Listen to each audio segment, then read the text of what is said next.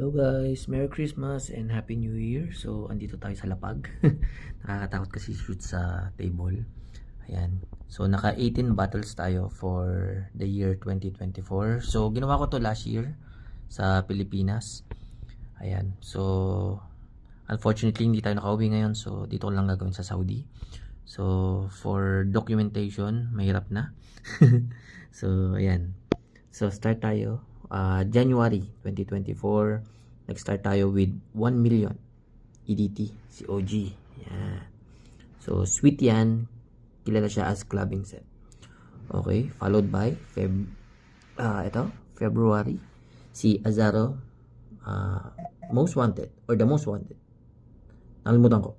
Pero yan, kilala rin to as Toffee Note. Matamis din yan guys, and na-affiliate siya kay Stronger With You. Okay. So, next, March 2024, Mustache, Audi Parfum. Isa to sa favorite ko, guys. Ito yung sinasabi kong nakapasok ng top 10. Kahit hindi siya yung parang naka-hype, no? Pero, pumasok siya sa top 10. So, may sinipa siya sa top 10 ko dati. So, nakapasok to, guys. And then, for April, yung aking birthday month, bumili ako ng 4. So, yan. Itong 9 AM, blue. Ano to? Alhambra? Hindi ko mabasa guys. Nakalimutan ko na. And si Torate Blue. So, 4 yan. So, 9 AM dive. Medyo nag-expect ako sa kanya. Pero yun nga. Mabango naman siya guys. Pero, hindi ko lang talaga na-appreciate yung DNA ni 9 PM na blue na matamis. Or, yung matamis na blue, hindi ko masyado ma-appreciate, guys. Ayan, so, pero mabango siya, guys. Ayan, followed by blue. Ito naman, parang si Mustache na ano rin ako dito. Gustong gusto ko yung mga amoy na ganito. Kilala siya as clone ni Abercrombie & Fitch. Fierce. So, kung wala kayong kung walang budget for ANF, dito kayo kay Blue dahil mabango siya. So, okay yan. Ang sarap pang everyday. Out of the shower jelly. Fresh. Bagay na bagay sa summer. Pang gym, okay na okay din ito. Then, wait lang guys. Nakalimutan ko yun. Nakalimutan ko. Pero si Caprice. No? Al-Nasha mayata yan. Or, ayan. Clone naman siya ni YSL Blue Electric. So, mabango rin to. Blue na powdery. Okay? Medyo luxurious yung amoy niyan, guys. So, pwede rin yan, guys. Pwede. And then, followed by Torati Blue. Isa din to sa panalo. Lemon carbonated soda ang amoy niyan in a luxurious way. Kumbaga pang summer, pang beach, pang outdoors, pang party sa labas. Alam mo yan? Ang bango niyan guys. Isa to sa parang naiisip ko kapag beach ang pupuntahan tapos siguro a-attend ng mga party. Pang crowd, panalo yan guys. So, kilala rin to as clone ni Bulgari Taiga. Ayan. And then, of course, Dylan Blue. Actually, sa lahat, siya yung parang blue na blue para sa akin. Kasi siguro yung yung tapang niya, parang yun yung nag-aano ng pagka-blue eh. Ayan.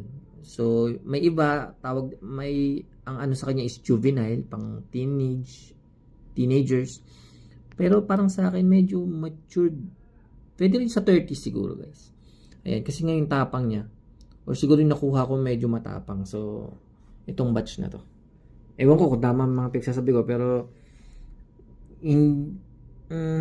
yeah. 20s to 30s pwede gamitin to. Ito ang blue na blue sa lahat ng blue na nabili ko. Ayan. And then, of course, Yugo Man. Ayan. So, yan yung bagong packaging niya. Hindi yan yung OG. Maliit lang yun. And, ang kwento ko nga dito is yung meron akong nakasalubong ditong expat. And then amoy ko siya, and dahil sa kanya parang na-curious ako na bumili ng blue. Kasi nung naglilinger siya sa hangin, sobrang doon ko na-appreciate yung shower gel na blue scent. So dahil doon ginawa ko to, yung blue line na puro blue and fresh hanggang kay YSL. Ayan, so ilang buwan ko yun, pinagdikit-dikit ko yung mga blue dahil dito kay Hugo Man. Alright, then Ajmal Shiro. Ito is unique ang scent niya. Akala ko clone siya ni Aqua di Dio, but hindi. Malayo, and ito talagang tumatak siya sa akin. Naamoy ko siya. Gustong gusto ko yung scent nito, and nakukompliment ako dito, guys. Ang daming nabanguhan dito, guys. Yung katrabaho ko nababanguhan dito, tinanong niya talaga yan, sabi niya bibilin daw niya. So ito fresh din to, pang everyday. Halata naman. Ayan, nasa kalahati na. Yan yung mga, well, mamaya sasabihin ko yung mga parang okay i-repurchase. Okay? So that's for the month of May. Tama ba? Oo, so ito yung April. Itong 4, April. Then ito ay May pala. May.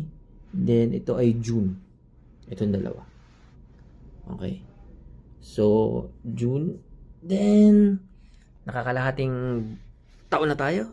So, followed by July. Ito na. Ang isa sa favorite kong blue scent sa lahat.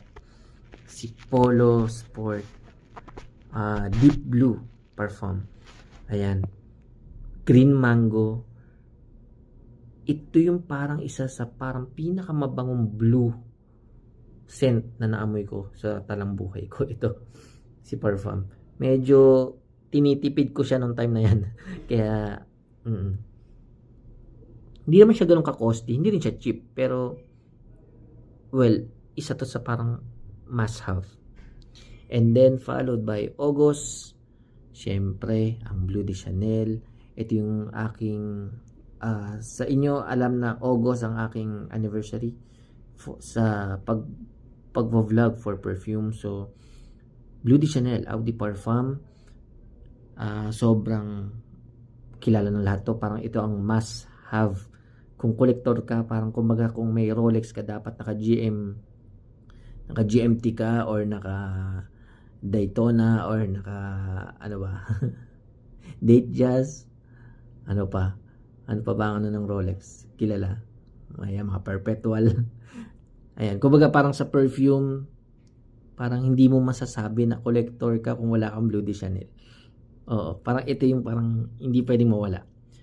Pero, sobrang saya ko niyan nung nakuha ko yan. Pero yun na nga, sa mga nanonood rin ng vlog ko, alam nyo kung anong nangyari dito. Ako ay na-scam. So, ibig sabihin, ito ay replica. Binili ko siya online. Hindi ko na sasabihin yung website niya, pero yun nga, medyo nalungkot ako nung nalaman ko na replica siya, guys. Ayan. Kasi inisa-isa ko, medyo, oo nga, parang confirm na siya ay Class A replica. Ayan. Sobrang mahirap i-ano, pero kung susuriin mo ng mabuti, talagang siya ay replica. So anyways, ayan, August, then July, ito ay si Gucci Guilty Black. Isa din to sa parang na medyo kinilig tayo nung nagkaroon na, kasi parang nung nag-uumpisa ako, isa to sa parang nagustuhan ko kasi yung bote niya, yung grip niya, parang gustong-gusto ko siya hawakan. Kumbaga sa cellphone, siya yung parang, 'di ba meron tayong kung paano ko ba explain? Basta nung nahawakan ko to one time sa Faces, yan, nung nagtatry ako, sabi ko nagustuhan ko siya dahil sa bote niya. Yung grip, kung paano ko siya hawakan. Gustong-gusto ko siya, parang ewan ko ba, parang ba telepono or basta gustong-gusto ko siyang hawakan. Yun lang. Kaya siya napasok sa ano ko. And mabango rin to. Fresh din yan, fresh. Ito nga pala, blue sophisticated. Yun nga, napaka-sophisticadong tao. Sophisticado yung amoy nito, guys. So, yun nga. Kaya bagay na bagay siya sa mga suit. Ayan, so sa mga meetings, okay na okay yan, guys. Pwede mo rin yan, pangkasal, pwede. So, August, July, August, September, October. Yeah, for October, meron tayong dalawa. Si YSLY, isa rin sa mga na-hype. And si Ajmal Vision. So, again, itong tatlong to ay binili ko. Itong si Blue de Chanel, si YSLY, and si Stronger With You sa iisang site. So, alam nyo na rin kung ano to. Siya ay Class A replica. So, halata naman. Ayan. Halata. Ayan, may linya.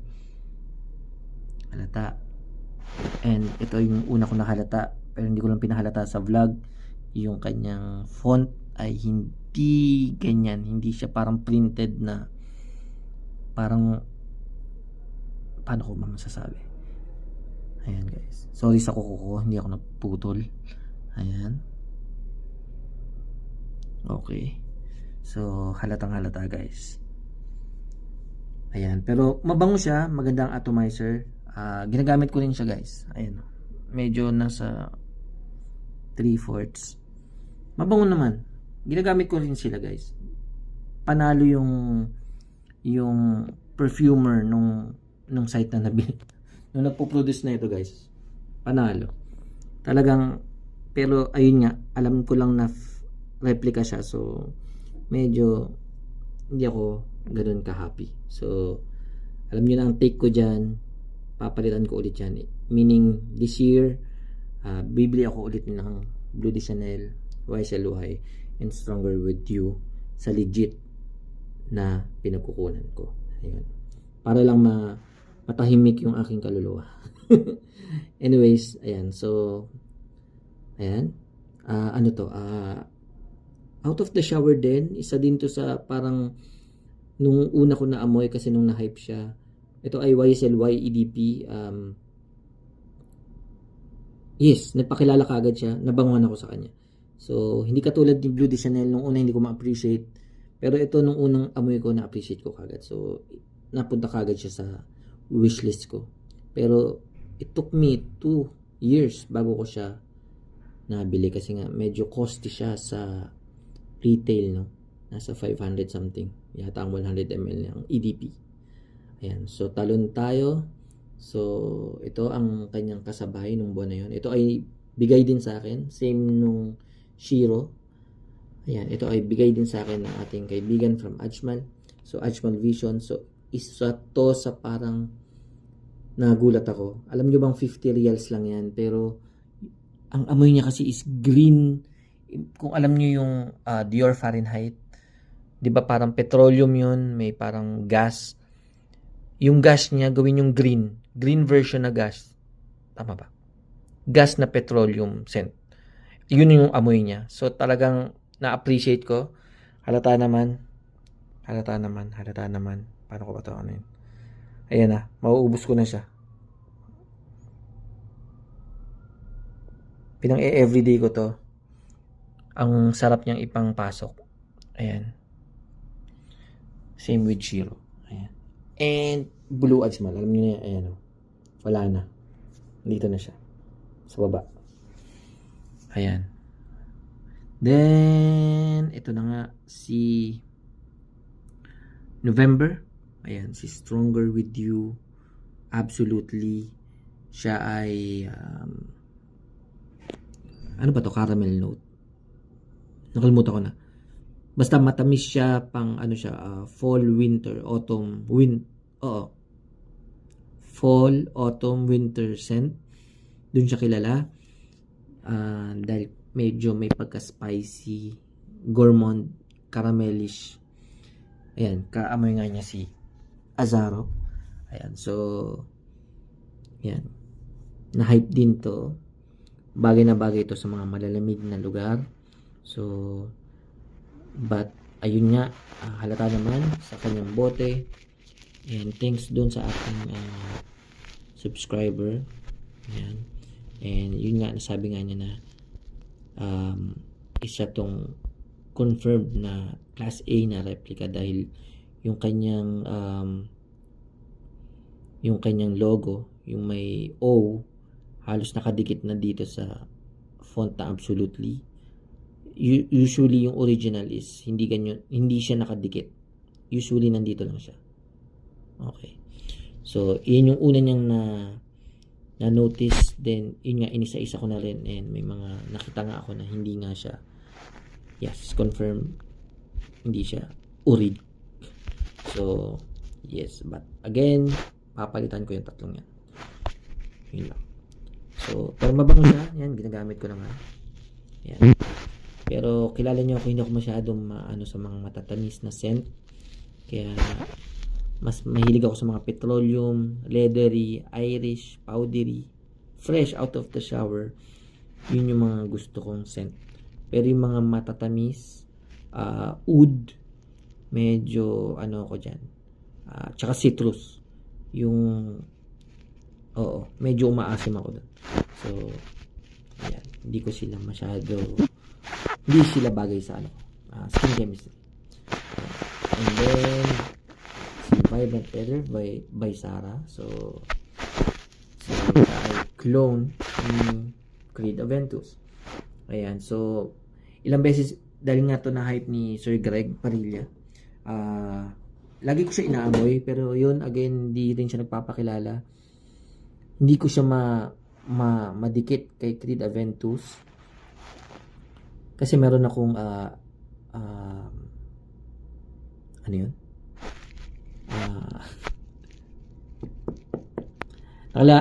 Oh my God. Club Dinwi. Yan, meron ako noon. So, medyo nahahawig talaga siya kay Creed Aventus. Even si Mont Blanc Explorer. Ayan, talagang malapit. Si Vibrant Leather nung una, hindi ko talaga siya, ilang beses ko yun inaamoy. Sabi ko, mabango, pero hindi ko talaga siya naamoy. Hindi ko naamoy ng Creed Aventus. Then, yun nga, one time, meron akong tines. And, dun ko na siya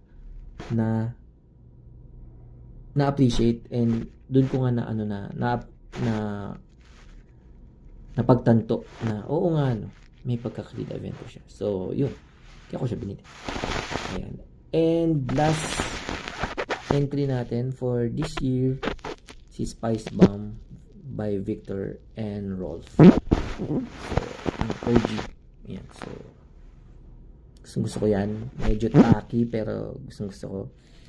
Yan. So, nasa pangalan na Spice Bomb. So, spicy ang kanyang dun sa kilala. Yung pagiging spicy.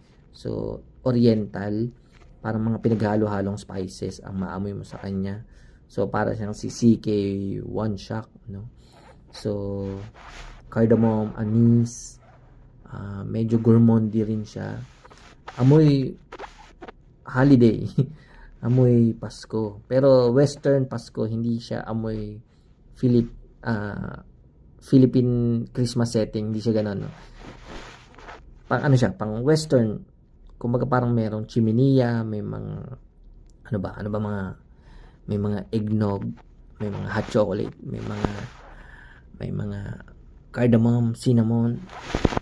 Yan yung mga amoy mo sa kanya. So, ayan. So, spicy oriental. Ay, ewan ko. Oriental ba? Anyways, so, yan ang ating recap for 2024. So, yan, ilalagay ko na sila sa kanilang lalagyan. Ayan. Dito. And then, iuuwi ko na sila or ipapadala. Ayan. So, ayan. So, siguro hindi ko sinama kasi siya ay bigay and siya ay tester. So, hindi ko na maamoy yung original niyang scent. So, hindi ko na siya ni-review. And, yun nga, since it's tester siya, so sabi ko, bibili na lang siguro ako sa labas. Pero, thanks anyways sa nagbigay ng tester bottle. Okay guys, so ayan, magsushoot na ako for entry first entry for 2025. So, baka i-upload ko rin siya right away kasunod nito, guys. Okay, so 20 minutes. Bye, guys. Merry Christmas and Happy New Year. Bye.